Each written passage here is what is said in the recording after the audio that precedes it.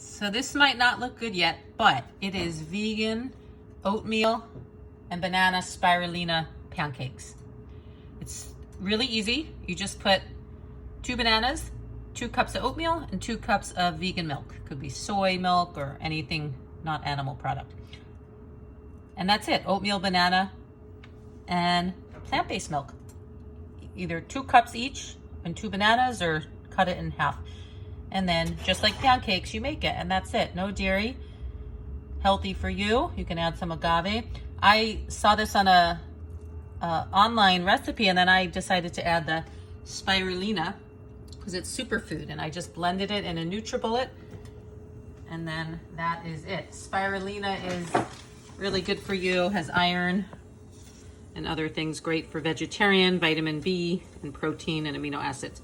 So there's a healthy vegan recipe idea. You can try it and enjoy. Namaste.